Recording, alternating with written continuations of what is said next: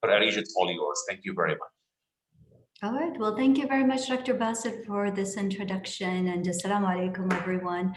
I'm very happy to have this opportunity to connect. So thank you again, Dr. Bassett, You're more than for giving us the platform to share the amazing work that our teams are doing. So I would be here describing the work of many, many people in our lab and collaborators and partners across institutions.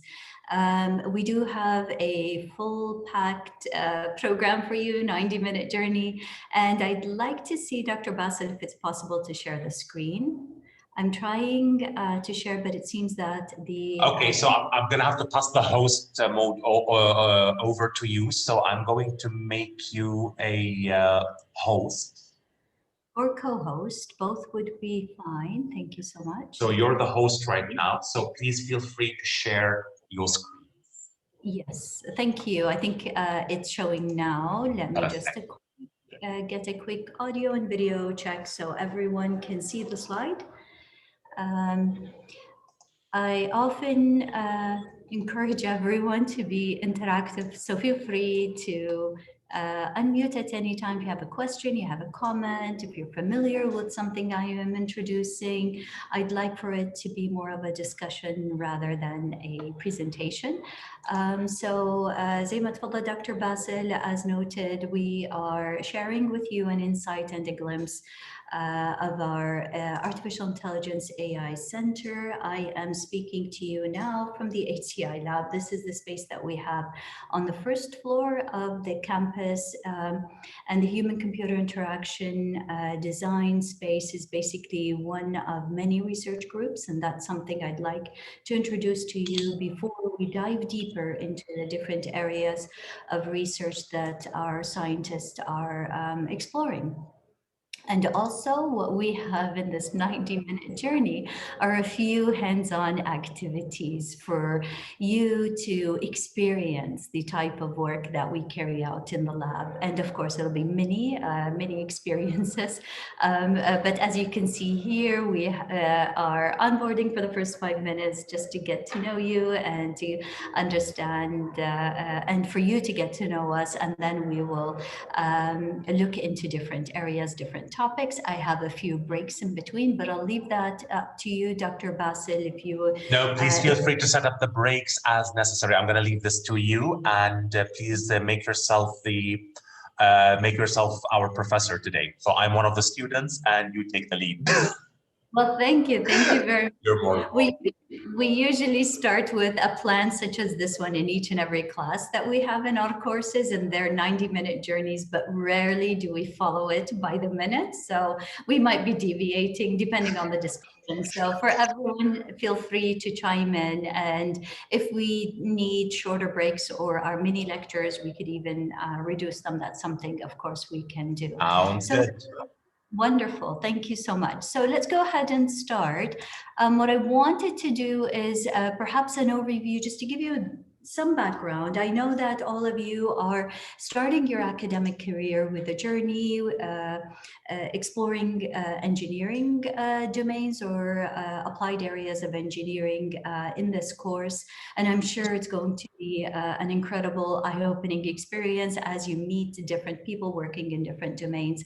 The background that I have, and this might be relevant to some of the topics that we will be looking at, is mainly I'm a software engineer by training, data scientist more by profession, developed in the past 10 years as part of the national scale projects we've been carrying out at King Abdulaziz City for Science and Technology, CAPS. So I recently transitioned to Al Faisal from a government-led research institution, and I'm affiliated also with MIT's Ideation Lab, which interestingly is in Mechanical Engineering Department of the School of Engineering at MIT.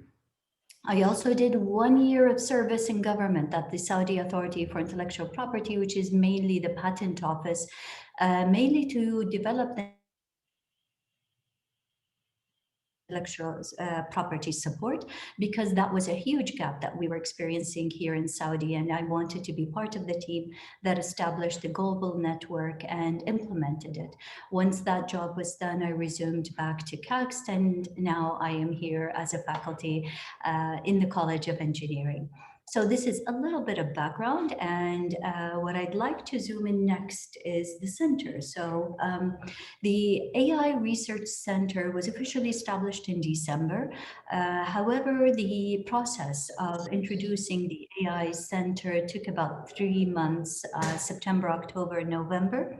When I transitioned here, we started with the HCI lab, human-computer interaction. However, what we identified are strong areas in which faculty, graduate students, and partner institutions that we had within Faisal were already engaged in amazing research. And this is where we identified them as either groups or labs. We have a robotics lab. The HCI human-computer interaction lab is the flagship. Much of our projects that are ongoing from previous years continue to roll out under the HCI lab. Also, we have a few research groups that are highly specialized. Example, the Geran Technology Group, I'm zooming in here, mainly looks at aging populations, the elderly, dementia, or physical movement disorders, or cognitive decline, or decline of sensory abilities, vision, hearing, and others. We have, in addition to the robotics lab, a human-robot interaction group specialized in looking at the intersection between robots and humans. And when we refer to robots, they're not necessarily humanoids, and those are the robots that look like humans, such as the ones that we have seen in Jetsons and other sci-fi media, but your Alexa or Siri are considered conversational agents. So that's also within the robotics domain. So a definition of robot usually is very broad, not necessarily looking like a human or a creature. It could be very minimal in the design, contemporary, and simply a decorative object you might have in a home, placed in a kitchen or a living room.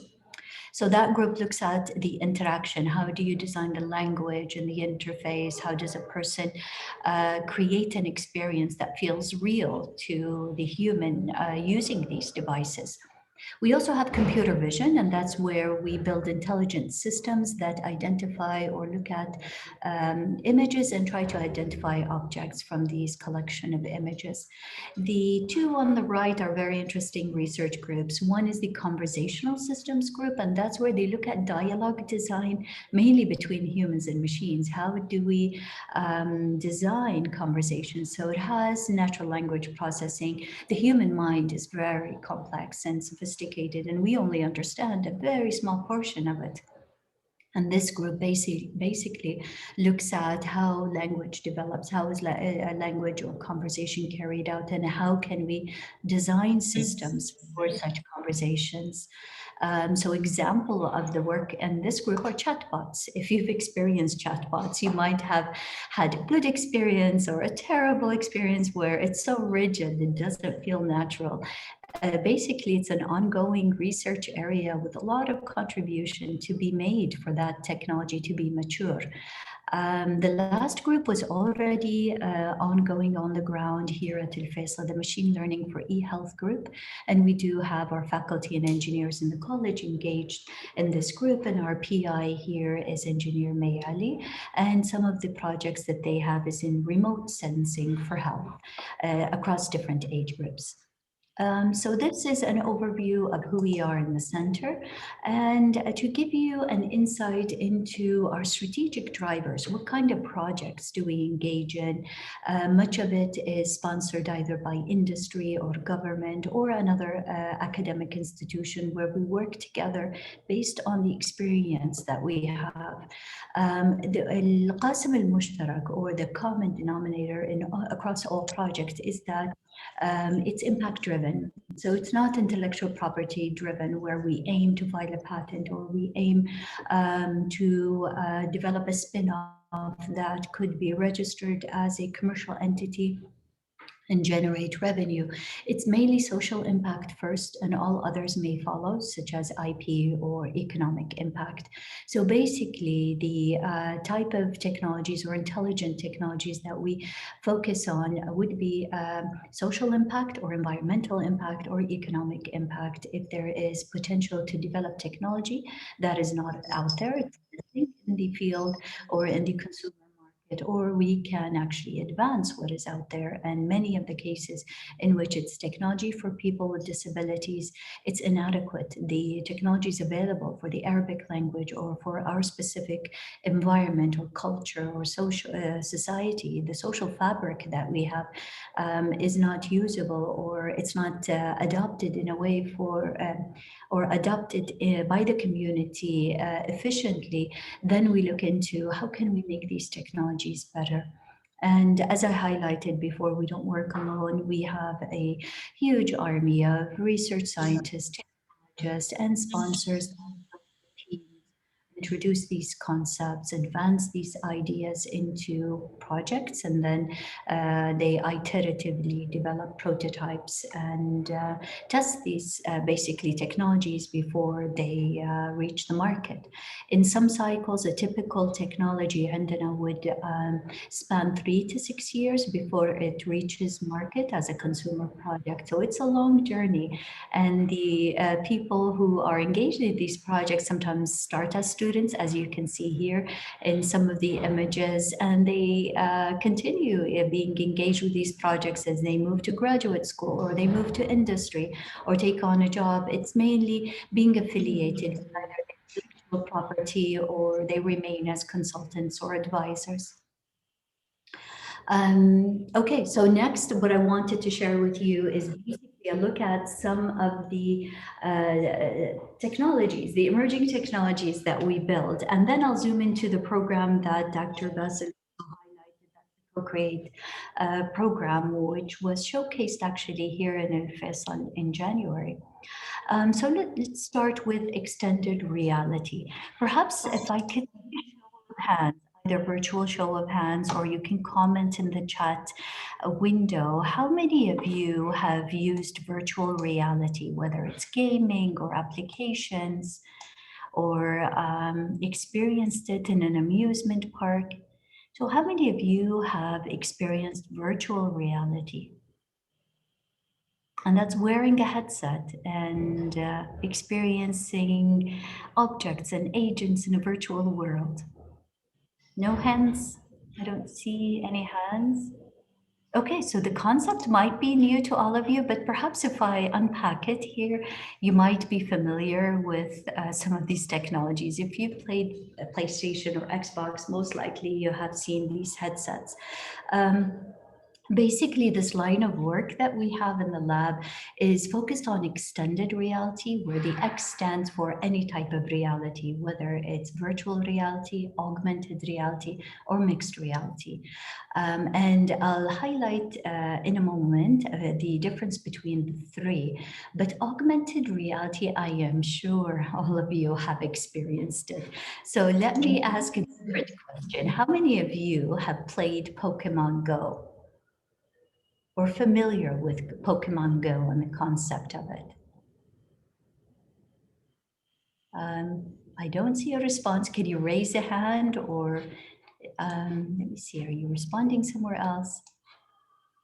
So we do have a good number of participants.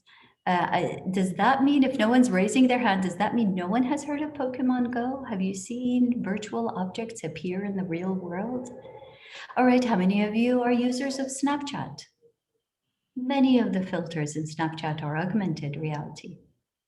Okay, no reaction. I'll keep going. So we'll power through this slide deck. And perhaps in the exercises, we can see more of the feedback that we have. Okay, so some of you are responding privately. It's perfectly fine you to have to experience, to share with us your thoughts, either by unmuting or by just raising a hand. All right, so this is perhaps new to many.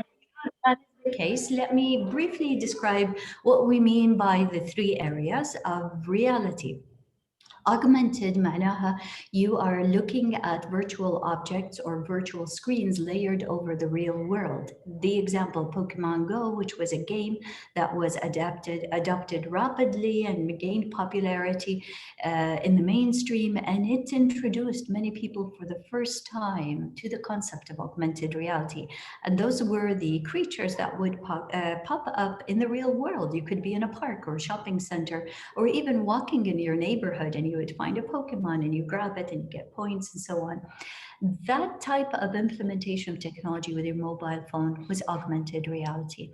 Now, virtual is quite different, and that's where you take the physical human and basically move them to a different digital world. The scene is different, the objects there are different, but they're all virtual, they're digital, they're not synthetic.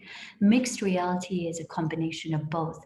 So in mixed reality, basically, wearing a head-mounted display that is semi-transparent. So you see a little bit of your living room or the classroom or the outdoor environment, but at the same time, the screen shows you digital objects. So it's a good mix of synthetic and digital worlds. How are they, where are they applied, these technologies? You can find them in the gaming industry. It's a multi-billion-dollar industry. And that's why you can see that PlayStation and Xbox وغيرها من consoles already have the head-mounted displays adapted, and they have a good collection of games there. However, you'll be surprised to see that more and more of XR, extended reality, and we use the X to substitute any type of reality, whether it's augmented,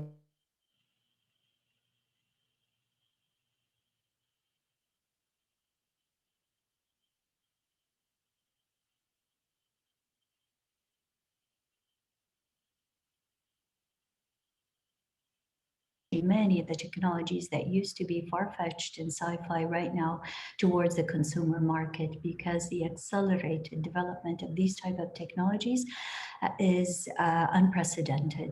So it is one of the fastest growing industry in the past 5 years, and it has spiked in momentum in 2020 with the COVID era. It impacts many domains, and we'll take a brief look at the different areas that it can be applied. Locally, I'll start with the lab and then we look at globally. So locally in the lab, we use virtual reality in training medical students on surgical procedures before they operate on humans or in real training. So once they log in a number of hours in specific training, then the physician or the surgeon can move them towards more advanced training. We have augmented reality in speech therapy because stuttering or some type of speech disorders are linked to anxiety. So sometimes with augmented reality, and we simulate an environment with a few people, and then a larger audience and so on, the person with a stutter or with a speech impairment can practice in different environments without actually having to go through the pain of the real social setting that intimidates them in terms of carrying out a normal conversation. Virtual reality in edutech is very common, and that's where you introduce concepts for learning, such as chemistry experiments, physics, and others. Augmented reality physical therapy. These are projects, you probably saw it if you visited the Co-Create Showcase. That's where we introduce augmented reality to help children who are going through physical therapy, especially younger children who don't understand why they need to do exercises at an age between 3 and 5-year-old children. It's really difficult for the occupational therapist or the physical therapist to explain to them that they have to repeat a painful pattern of movement so that their muscles are strengthened, or they learn how to use an orthotic device and so on. We also use extended reality in occupational therapy, let's say people with Parkinson's, tremors, and other disorders. So this is basically the scope of work that we do. But if we look at the broader context, what you see here in the screen is Magic Leap. It's one of the leading mixed reality applications. As you can see here, the individuals are in a physical space and they see both the physical objects and the virtual objects overlaid. through the glasses. So it's not like augmented reality where they have to hold their mobile phone. So with these headsets or HMDs, head-mounted displays, people can create, or as developers such as us here in the lab can create these immersive experiences, and people can basically enter these environments and interact with objects in so many ways that were not feasible if we roll back 3 to 5 years ago. So right now it is commercially available. Price ranges between $800 to maybe $2,000 for the expensive headsets. But the more that they advance and the more that is being offered in the gaming industry, the reduction in price is evident, and we're seeing that it's becoming more and more accessible in terms of technology. Here we go. So how do we develop for them? Being in the College of Engineering, much of the work that we focus on is building what we call reality engines. So we look at the images, the scripts, the narrative, the animation, and then we look at how do we plug in a human in that scene? How does a hand movement right to left or a holding mechanism basically reflect in the digital world? And for the team members that we have, they're geeks at heart. You can find that they're tackling problems that it's not limited by the hardware, these headsets and devices, but limited by the interaction design, which still is a ripe area for research. Now, if we look at what kind of systems are out there, many extended reality experiences are basically filling the gaps in technologies that are hindered right now with travel or hindered with access, basically, with remote work, remote learning, remote services. Many of these experiences that can be created for users are being rolled out because creating the media is an industry by itself, but designing the experience is another way in which developers can contribute here. So some of these applications are for marketing, as you can see here in the slide. Others are for virtual reality tourism, leading museums in the world. The MoMA Museum, we have museums in the Far East, in the Orient, and in Europe right now, rolling out virtual reality experiences. And you basically pay a ticket as if you showed up at the museum door and you want to experience the elements that are on display, whether they're sculptures or paintings. Some of the paintings can zoom in to the degree where it's at the millimeter resolution. It's incredibly amazing. So even if you actually visited the museum before, the virtual experience sometimes give you another perspective on the exhibits in those museums. Other applied domains include pure engineering domains such as mechanical engineering, industrial engineering, and this is what you see here on the screen. There's some computer-aided software design, AutoCAD, SolidWorks usually have applications in which when you wear the headset, you can actually walk around and manipulate the objects that you created before you invest time excuse me, before you invest time and effort in developing these systems. Other areas include architecture, and actually architecture have been the pioneers in this domain.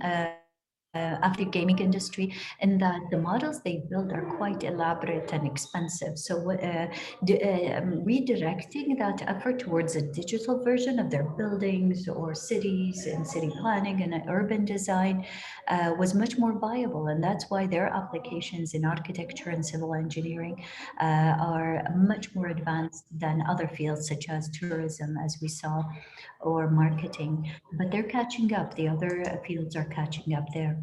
Real estate is also a multi-billion dollar industry, and they came late in the game.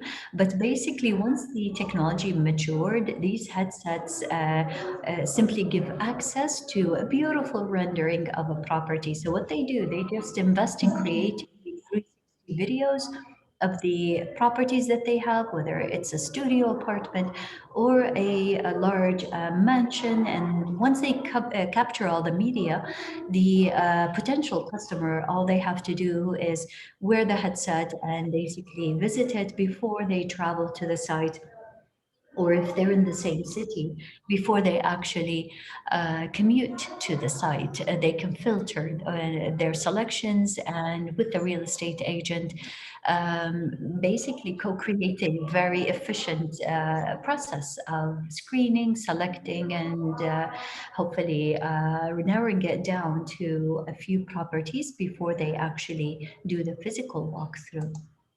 Other experiences, and this is where we have been engaged for many years and it's accelerating now, and that is in medicine. So surgery is one area, but telemedicine, when we say telehealth, telemedicine, there are some slight variations there, but teletherapy in COVID era, many of the clinics were closed. If you remember, between March and July, some of them only started opening, resuming in August, and these were the non-essential or non-critical care areas of medicine. So if a person needed physical therapy or a person needed speech therapy, in many cases, it was connecting by phone, or in advanced clinics, they might have the option of a Zoom connection, such as what we're doing here. However, there are more application areas in which telemedicine and teletherapy could be complex, in that it's not just the video and the audio, but many other sensors. Jude, I see a raised hand, so let me pause here. Go ahead, Jude. Doctor, I want to ask about the major difference between cyber and artificial intelligence. Is there like a major difference or no? Cyber is basically the virtual space. So when we say cyberspace, yeah, and it's something based on the web. Virtual world is just a term that could apply to experiences. If you're referring cyber in the context of cybersecurity, so the virtual world is different from the physical world, such as when you protect a machine or a network, basically password connection or secure them in a safe room and so on. Physically is different from virtually, and that's where you store the files or the layer of security you have on the cloud.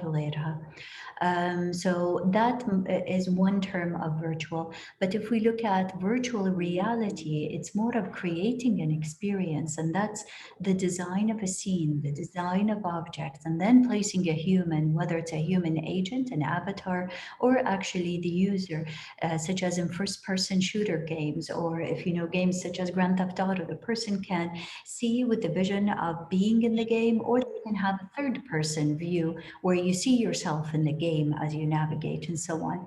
That's a virtual experience. Now, AI is a discipline. AI is simply having the machine learn from the information that is in these systems. With that description, let me check it back in with you, Judy. Did I answer your question? Yes, miss. Thank you. Okay, brilliant. Thank you, Judy. It is a term that is used interchangeably. So thank you very much for bringing this to our attention at this point, so that it's clarified if you do have any confusion. The terms تختلف, and they change usually according to the industry and what is being promoted. But the technology is basically the concepts. It might vary on vendor platform, but it's basically the same type of computation that is involved. So when we say artificial intelligence or cloud computing or networking, كلها has some basic elements that are essential for these systems to be understood, designed, built, and deployed. All right, so we were looking at the application domain of these extended reality experiences we saw in medicine, in mental health, in military training, in areas where it presents danger or harm to the person. In actual training, what they do, they simulate it.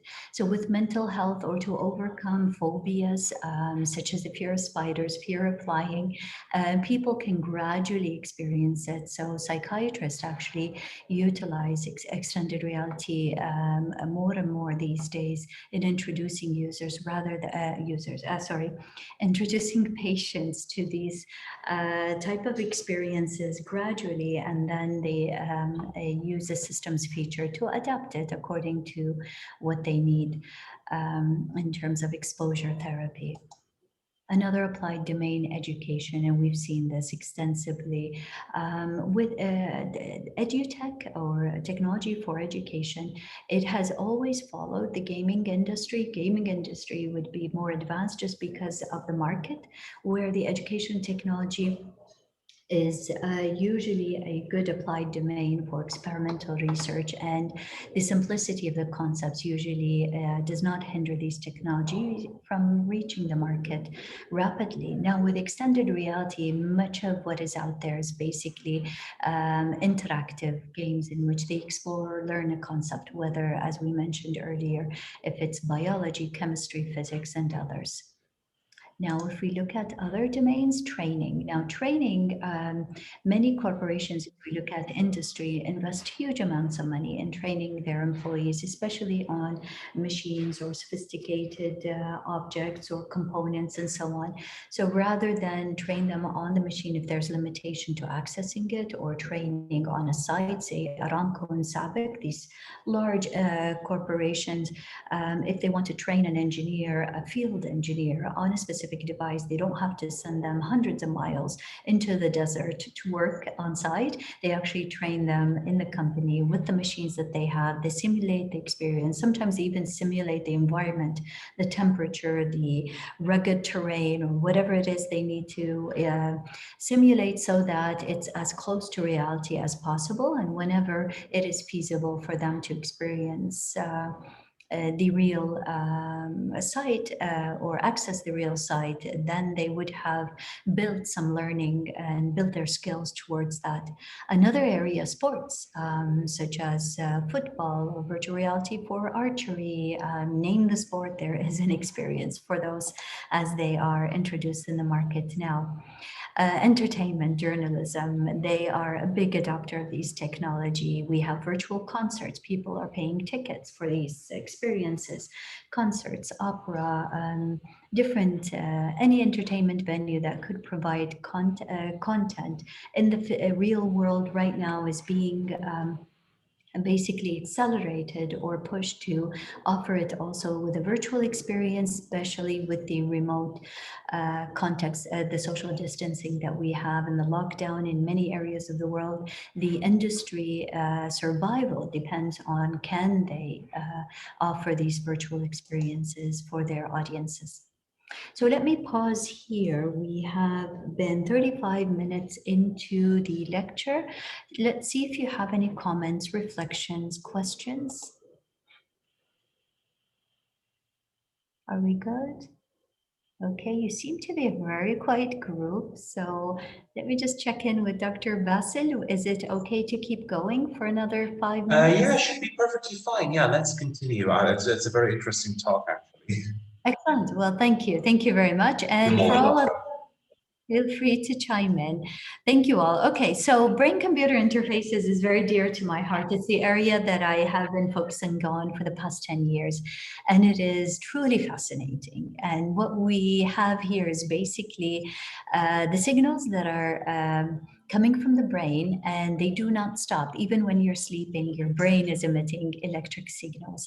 So if you can imagine that we read these signals and make sense of these signals, and basically allow the user to interact with their brain, the applied areas become more and more fascinating as we learn more about these patterns. Now, this area of human-computer interaction is called BCI, brain-computer interaction. We first started with gaze interaction, and that's communication with the eyes. Now, gaze control is quite expensive. The barrier to entry, the devices that actually track the eyes with high resolution, with infrared rays, not with a camera-based method, are usually $250,000 or more. So they're prohibitive in cost. But when you look at brain interfaces, again, this industry was facilitated with the advances that we have in the gaming industry. So we started by hacking into the gaming headset. So what you see as the picture on the left is the emotive headset, which is compatible with PlayStation and Xbox. And these devices come with a software development kit. So software developers started to use whatever gaming headsets available in the market for the gaming industry, and we started to look at what else can we use these for, and that's control for someone that cannot move. So people with locked-in syndrome, we first started by using these headsets for them to use their brain signals to type because they can only use their eyes. The eyes would be limited in terms of range of their eye movements. So imagine a person who is cognitively intact. They can think, however, they cannot move a muscle in their body. So we started using these brain interfaces to experiment. How can we use it as a communication tool? And then we looked at people who had motor disabilities, where let's say their lower limbs, upper limbs need some movement with, could use some help with technology. So the BCI systems could help them either trigger a muscle or use a device if it's a wheelchair or others. Now, in these type of systems, basically what you see here is a chart that is typical of any game engine. So we adapted it, especially in the field right now, by calling them real-time engines. So they're just engines that take from sensors, process it, and then send signals for controlling devices or controlling screens and perhaps communicating with others. With that, I will pause. I see a raised hand again, Jude. Okay, so Jude, can I hear the question that you have? Doctor, my question is a bit off topic, but I wanted to ask about if I majored in artificial intelligence and I wanted to build a business based on robots and medical machines, am I supposed to have a medical degree? That's a very good question, and it's not actually off topic. It's on topic in terms of the applied domains. So the short answer to your question is absolutely not. You don't need a medical background to design medtech or health tech, and these are technologies that could be used in other domains. In many cases, as an engineer, as a designer, you're developing tools or technologies for people in other industries or individuals in other domains. And the way we come together is a multidisciplinary approach, or in some cases, such as our lab, we adopt a very strict anti-disciplinary approach in which we partner, in the case of medicine, with people in the health and medicine domain, and they bring in their expertise, and we stay within the scope of technology and what we know best in designing and developing these technologies. The same applies to journalism, or let's say law and policy, or transportation, or environment engineering, and others. So the expertise in a domain does not have to be within the engineer, but you would need that expertise in the partnership or engaging and co-creating these technologies with others. So did I answer the question here, Jude? Yes, miss, and I want to ask about if like I graduated, do I have to have like a couple of other degrees to like build the machines and robots and like build my own business based on them? Well, the entrepreneurship side is very different from the scientific side. Now, from the scientific side, in medicine and engineering, if you are within the scope of robotics for health tech, having some experience is good, and it adds value and makes it easier for you to advance whatever prototype you're experimenting with or designing or co-creating with someone from the other domain, in this case, health. However, from the business side, the concept is that you would be orchestrating the process by bringing in people with that expertise. So you would probably have on the team someone with a medical background or clinical background, in addition to someone with the experience of robotics, others with front-end design, and so on.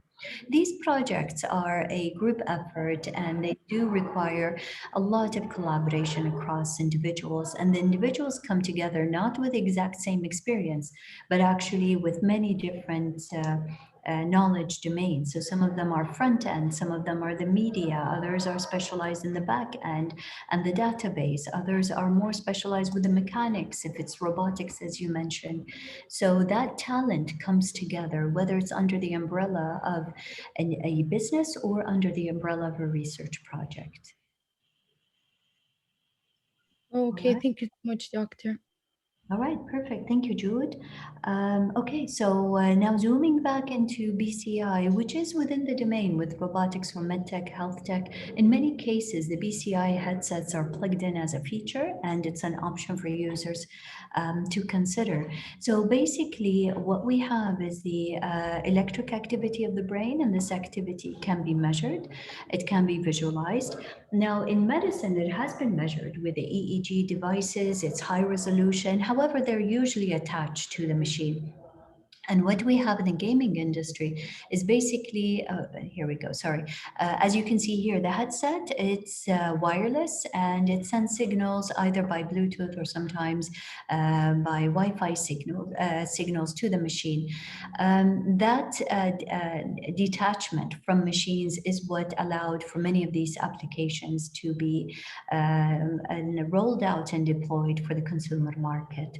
It's very exciting field, still not yet mature enough to develop systems that are high in accuracy, and that's why it's more in the research and development stage, and that is one of the reasons why we're very actively engaged in this in the center. However, we see it rolling out in the next 3 to 5 years as consumer products. So much of the work that we build now might not reach the market until a few years down the road. But this is exactly what scientists in academia engage in to push the frontiers of scientific knowledge in a domain. Now, having looked at two different areas, and that's extended reality and brain-computer interfaces, I would like all of you to engage individually in an activity to see how an intelligent machine can work. The activity is called GLOW. It's under the OpenAI initiative. I'll give you a brief introduction, but I am sure and confident that once you open the website, it will demonstrate an application that you probably saw. If you are a user of Snapchat, let me see show of hands. I know that many of you use Snapchat as a socializing tool or to stay up to speed on some of the activities if you're following entities and others. So show of hands, and I need a show of hands before I show you the website. How many of you are users of Snapchat? Show of hands, يا جماعة. Okay, you can answer by yes or no. I'm not sure if it's facilitated. Do you get to see it? Can you respond with yes or no? Maybe the view that I have of the application is different from what you have. Okay, so many of you are responding privately. Yes. Okay, so this is good. Since some of you are familiar, let me ask you about the applications in Snapchat that actually take an image from the camera that you have in your phone, and then it morphs it into someone that is older than you, or it takes you back a few years and you have a childlike face basically generated from the image that your mobile phone captured. So we're going to look at these models. These models are basically built so that the machine can detect, let me get the link, can detect features. So the machine is not instructed to do anything. The machine machine is basically learning from the images and the data that you feed it. So if we all open Glow together, I'm going to follow in my screen and you're going to experience how you can mix images and look at the outputs. Can you see here how we have a left input, Beyonce on the right, on right input? You find many popular characters. You can even upload your own. And then what you can do, you can manipulate the smile, the eyebrows, and others and features. And this is something that computationally expensive and not feasible on a typical machine, a desktop or laptop, if we roll back 5 years ago. Right now, as you can see in Snapchat applications, a typical mobile phone could run these applications with very high level of precision and resolution. So let me open the screen here and feel free to chime in because I'm going to, yeah, here we go. I'm going to go through the process with you, but we will take a demo from one or two of you at the end of the activity. So I will leave you all for 5 minutes to manipulate. You see what I'm doing here? I'm, let's say, reducing the smile. I am increasing the age. You can see how the features basically are reflected in the resulting images. Narrow eyes, blonde hair could be more or less. Beard, of course, does not apply.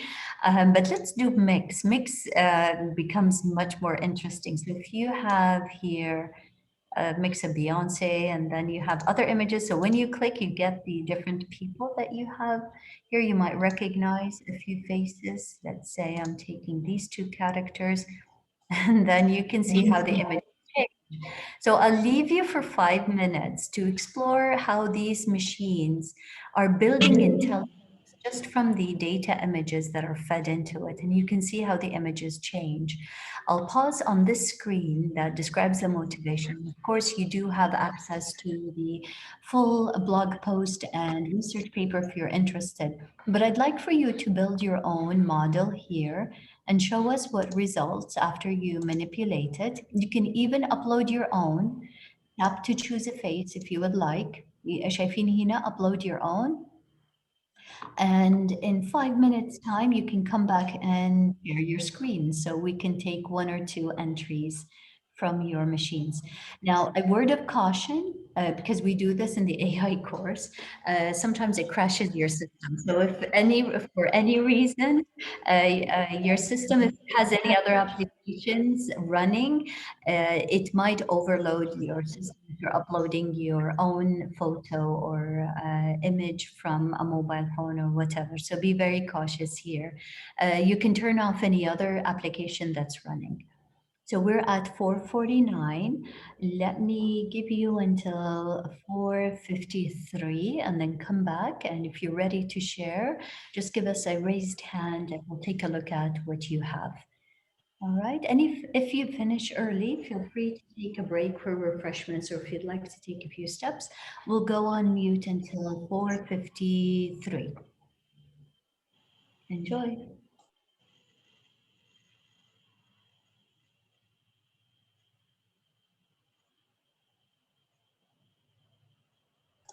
Of course, and if you have questions, I'm here. You can type them in the chat or unmute and let us hear directly from you.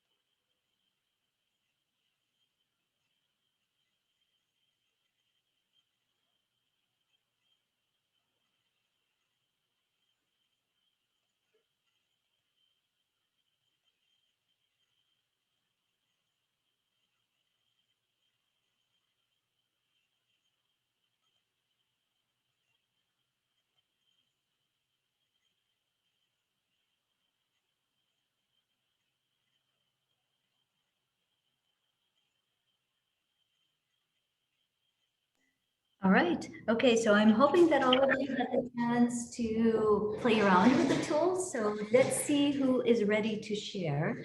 I have one person on the chat that is ready. So Abdullah Al-Ajlan, can you share your screen? Let's see what you have from the Glow application. So Abdullah, if you can share your screen. Oh, let me see if I can make sure that I don't know how to change the setting for everyone, but hmm.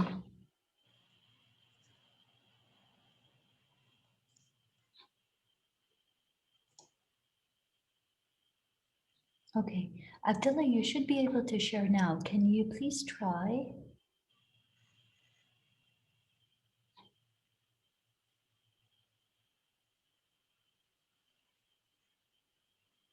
Okay, if anyone else is also ready to share, please raise your hand. And I don't see the hand raising feature. I'm not sure if you can, or let us know in the chat if you have something to share. I'd love to see what you all created. Okay, Dr. Bassel, let's see what you have. Oh, really nice. I can see you uploaded your own image. Is that right? The left Yes. input? Yeah, that's my image, and this is Sophia Loren. She's actually one of my favorite actresses. So I tried to, Amazing. yeah, I tried to play with the mix tool. Very interesting. Very impressive. Well, thank you so much for You're sharing this. welcome. I'll end the As share everyone here. can see, thank you. As I'll, you I'll can add see it. with Dr. Basil, it's a generative model. So the machine actually generated that image based on all the inputs from the other two images. Thank you so much for sharing this. You're Now, more than Abdullah, welcome. wonderful, thanks. Abdullah, you texted me that you're ready. Let's see technically if you can share. Allow, I think you should be able to share, yeah, Abdullah. Can you give it a try or let us know if you can't? Abdullah, just click on the share screen button. Yeah, here we go. There it is. Okay, that's a completely different view. So we're going blonde in this vision. Interesting. Okay, good selection, Abdullah. You want to walk us through, Abdullah? Do you want to unmute or are you in a noisy area? Can you unmute and tell us what you've selected?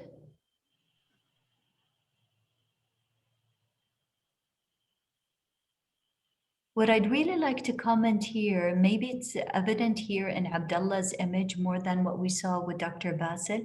Some of them do not render smoothly. As you can see here, it's lacking symmetry if you look at the output face. So in these images or these models, the system attempts at its best by using the input features and applying it on both sides. But if there was, let's say, missing symmetry in the input image, it does reflect, and sometimes it's even exaggerated in the output image. Now, much of the AI, artificial intelligence that's built in these systems is mainly in the layers in which the image and output is generated through iterative cycles. So thank you so much, Abdullah. You showed us a different type of images that could be generated from the machine. With these two examples, I think we have a sense of what could be designed in intelligent models. Let's see, I have another message from, all right, thank you. Thank you all for sharing this. We have a sense now of what the machines could learn from input data, not necessarily from instructions, and what the machines could generate in terms of images, and the same could apply to audio, others in video, وغيرها من الميديا. The computational power to do such manipulation was only made available in the past 5 years تقريبا in technology. Power that you have in your mobile phone exceeds what was available in a typical laptop 5 years ago. And this is the beauty of the potential and the diverse areas in which we can apply these skills. and these models that we build. In AI, it has been theoretical, much of the work, and the assumption would be we would have powerful machines one day to run such systems. And the time that you are all in is very exciting because the advances in hardware and computational power is amazing, and it really empowers developers to push the frontiers of this type of technology. All right, now we're at the top of the hour. And next, we do have two more segments. We have the co-create, humanistic co-design, and another fun activity with Google. So let me see your level of energy. Do you want us to power through or take a 5-minute break? In the chat, and I don't see the feature of hands raised. I think that's why no one's raising hand. So let me see in the chat, ya Jama'a, do you have the energy to move forward without a break? Yeses, nos, you can type in the chat. Yes, no. If we get, oh no, okay. Ajal, I have one no. If I get three. Okay, we're getting many no's. So let's take a 5-minute break, everyone. 5:05. We'll resume. Yes, 5 minutes. We'll resume at 5:05. All right. Take a break. ارجعوا لي refreshed, and we'll pick up from there. 5:05, everyone. Thank you, Dr. Arij, and we will all reconvene after 5 minutes. All right. Thank you so much. I'll go on mute, and I'm available if you have questions. You can send them on chat. Thank you all.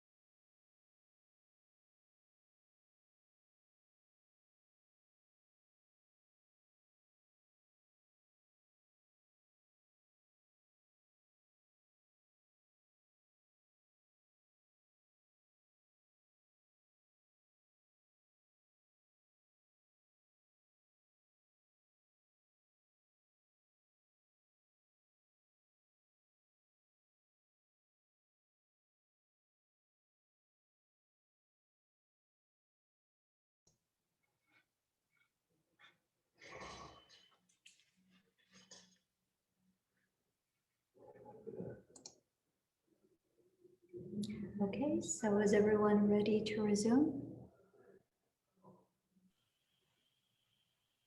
So should we go ahead, Dr. Bassett? Yes, please. You may continue.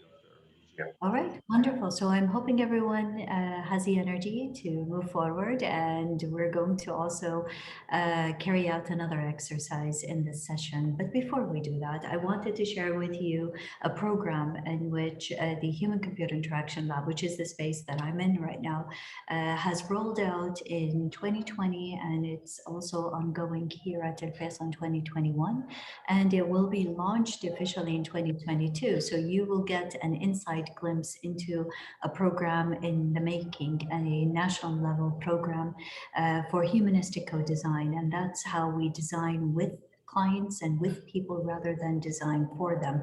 It's a different mindset and the way we approach complex systems engineering. So the context of this specific program is assistive technology. However, the model could be applied to any software system, whether it's aviation, transportation, education, health, or غيرها من المجالات or other fields. So the concept of humanistic co-design is not new. It's a design philosophy. It emerged from the school of design thinking, and it was adapted by MIT. And this is where we're experimenting in these pilot years of what works and what doesn't. Now, what you see here is a glimpse into the Co-Create program when we first launched it as a pilot in 2020.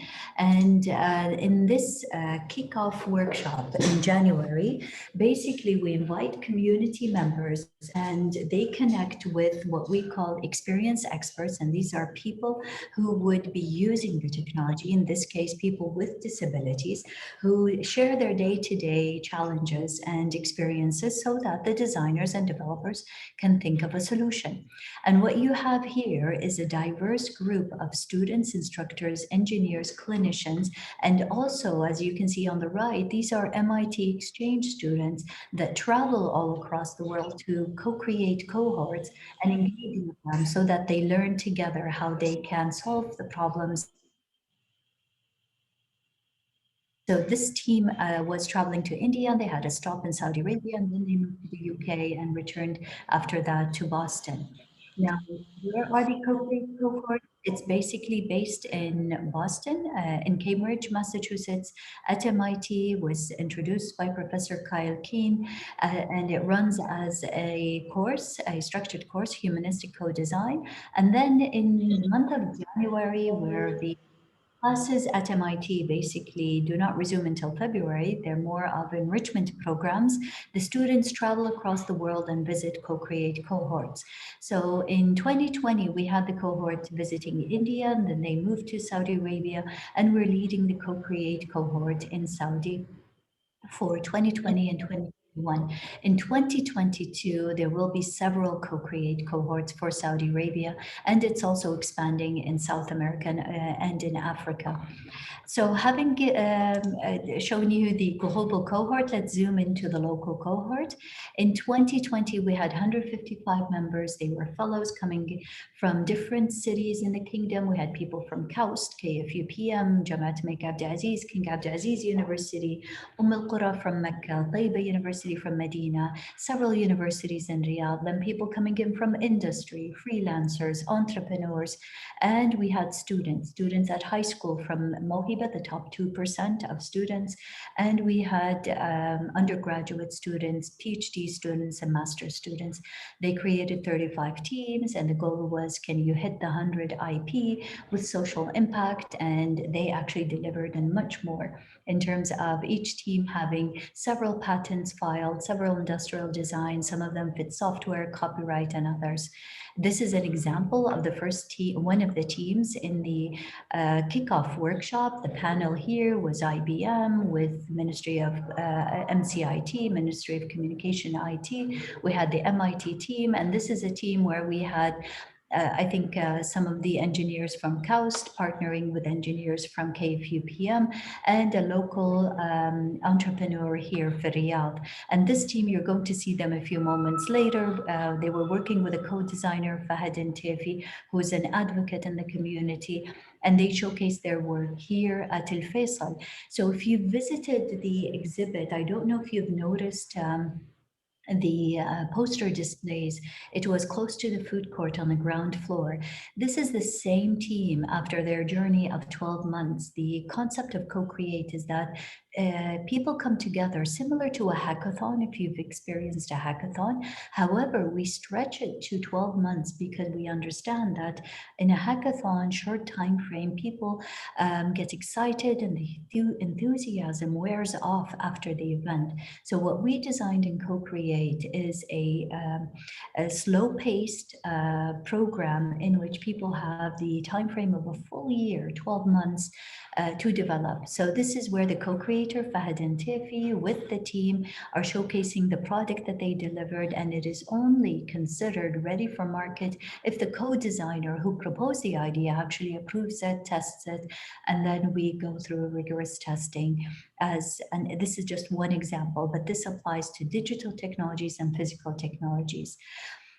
The program, as you all know, in 2020 was an exception. كانت سنة استثنائية, so it was a very different year. When COVID hit in March, basically the teams were already set up in Co-Create in the kickoff workshop remotely, because we had people in India working with people in Saudi and people in Boston. So when the Co-Create, when the COVID pandemic hit, what happened is we tripled the number. We started with around 50 people and we ended up with 155. The reason is, if anything, COVID helped us grow the community rather than hold us back, because many of the programs that were shut down for Mohiba, and the pre-collegiate, collegiate programs, they reached out to us by saying, can you take our students? Can we engage in what you are doing? Because we are not set up to function in a fully remote program. And that is exactly the story that happened. What you see here are high school students. This is Arwa Karim, now joined scholarship program, working with a blind professor to build a color detection app that speaks in the Arabic language with local dialects. And Arwa is here showcasing her work, and now she's off to university.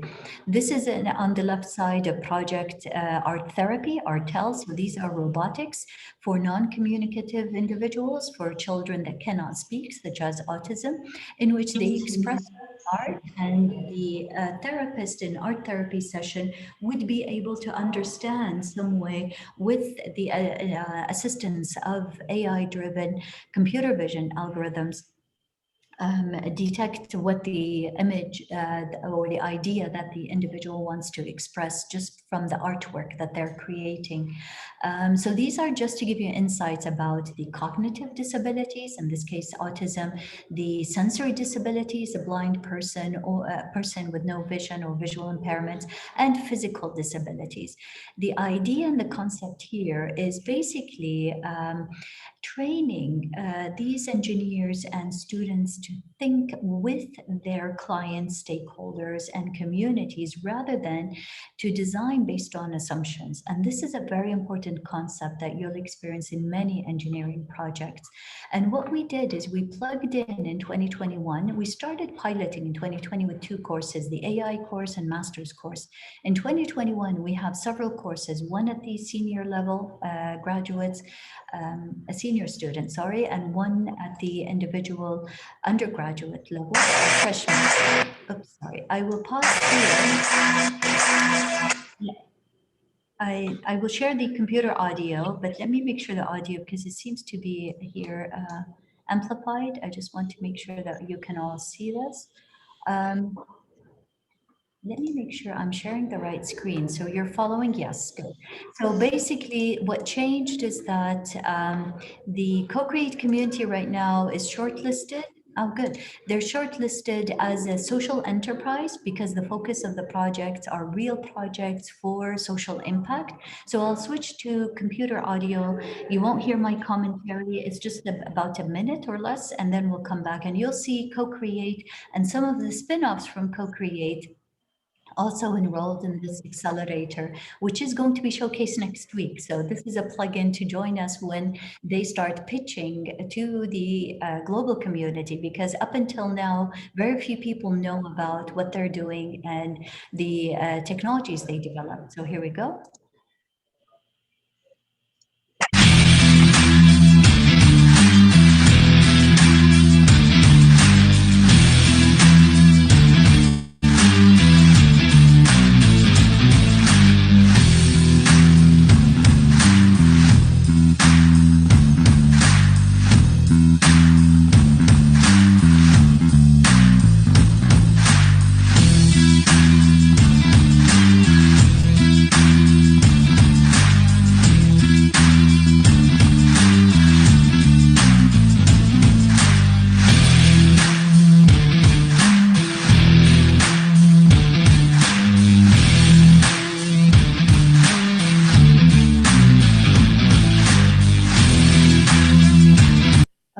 Let me go back. Okay, I'm going back audio. The reason I waited until the social enterprise showed up is that some of the spin-offs were also shortlisted there, and there are different tracks. Some of them in the maturity level, if it's very low, they enrolled in the ideation or idea track, such as SOTI, and that's augmentative communication for audio, and others more of the startup tracks and the social enterprise tracks. Now, having this sustainable model for the community, sorry, I'm jumping to the other slide. Having a sustainable model for this type of co-creation is important so that it can be sustained and rolled out either for students, as you can see here, or we basically engage with freelancers or people from industry and partner institutions in the way these projects are rolled out. Now, next week, or actually March 10, I think, they're pitching next week internally to investors, and then you can see the Smart Start competition, or the Saudi Smart Start, I don't know what they call it. Let me see what it is. The Start Smart Conference and Exhibition. So they will be showcasing, but 100% virtual. So keep an eye out for them. Take a look at the technologies being developed. They're all pitching. It's not, this was last year in King Abdullah Economic City, but this year it's going to be all virtual. And it is being planned as a very rich experience. So feel free to sign up and check them out. And you could be engaging in these kind of activities in the coming years with your own projects. So I wanted to share that here with you. This is the Enterprise Forum specific to Saudi Arabia. And then they move on, the winners here move on to compete at the region, the MENA region, and then they move to the global competition. So it's a process in which they go through in this journey. Now, the effort here in Co-Create is, as I mentioned, an army of people, and it's led by our executive director, Dr. Shurul Al-Migran. She was previously at KSU, and right now she's dedicated for the Co-Create program. She's based at MIT's Ideation Lab. And then we have Professor Kyle Keane, who is a professor who has degenerative eye disease. So he is almost blind himself. However, he's trained in computational sciences, computational physics, actually. And he works in the MIT Quest for Intelligence, which is the program at MIT that focuses on AI-driven systems. So many thanks for them for the hard work that they're doing in the Co-Create program. And all of you are invited to take part in Co-Create if it's something you would like to do. Internships will be open this summer for short-term engagement, or in classes in the engineering, you can join next semester in carrying out real projects for real clients. Okay, another very short mini lecture is social robotics, and this is where we have many of the Co-Create programs involved in social robotics. Actually, 1/3 of them are mainly designing personal companions, whether they're mini robots, fit inside your pocket, or personal companions for children or people who cannot communicate or speak. It can sense and detect their emotion. It can converse with them in different ways by gesture, head movements, or companions for the elderly. If you had visited the showcase, you probably saw Salim. Salim was a personal companion باللهجة المحلية, in the local dialect, aimed and designed for people 70 years and older. Just to give you an overview of what these technologies could do, because having robots in the physical space of where we live is one of the hardest technical problems to solve, because humans are hard to predict the human behavior. So let's take a look at Jibo real quick, and then we'll jump back to the presentation for the activity. This is your house. This is your car. This is your toothbrush. These are your things. But these are the things that matter. And somewhere in between is this guy. Introducing Jibo, the world's first family robot. Say hi, Jibo. Hi, Jibo. Jibo helps everyone out throughout their day. He's the world's best cameraman. By intelligently tracking the action around him, he can independently take video and photos, so that you can put down your camera and be a part of the scene. Jibo, take the picture. He's a hands-free helper. You can talk to him, and he'll talk to you back, so you don't have to skip a beat. Excuse me, Anne? Yes, Jibo. Melissa just sent a reminder that she's picking you up in half an hour to go grocery shopping. Thanks, Jibo. He's an entertainer and educator. Through interactive applications, Jibo can teach. Let me in, or else I'll... And I'll... And I'll blow your house in. Hey, where'd you go? There you are. He's the closest thing to a real-life teleportation device. He can turn and look at whoever you want with a simple tap of your finger. Check out my turkey dinner, Mom. I wish you wouldn't eat that. Hey, they make turkey pizza? I want turkey pizza. And he's a platform, so his skills keep expanding. He'll be able to connect to your home. Welcome home, Eric. Hey, buddy. Can you order some takeout for me? Sure thing. Chinese, as usual? You know me so well. And even be a great wingman. You have a voice message from Ashley. Want to hear it? Absolutely. Hey, call me when you're home. Better make that takeout for two, Jibo. We've dreamt of it for years, and now he's finally here. And he's not just an aluminum shell, nor is he just a 3-axis motor system. He's not even just a connected device. He's one of the family.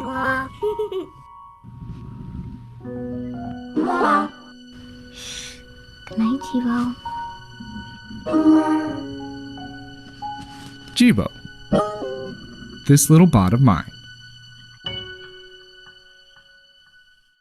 What if technology actually treated you like a human being? What if technology helped you to feel closer to the ones you love? What if technology helped you like a partner, rather than simply being a tool? That's what Jibo's about. That's why I created this company. And I've got the right team to do it. People with a proven track record of bringing innovative technology and exciting content to market. But now we need your help to build Jibo, to bring it to the world, and to pay.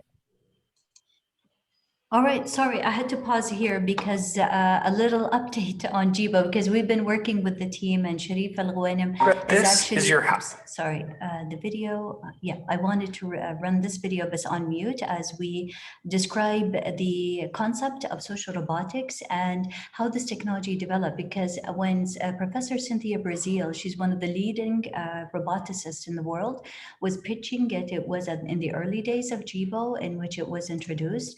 And then it launched as a consumer product, and right now it's pulled out of the market as a consumer product. It became more of an R&D, a research tool. So we're still engaged as researchers in this context of social robotics because more and more devices are being introduced. And this is where it's an active area of research and a lot needs to be contributed here. So there's room for development. As you can see here, some of the companions are designed for cancer patients. These are in Boston Mass Hospital. We're designing it mainly for the elderly, people in isolation during the COVID era.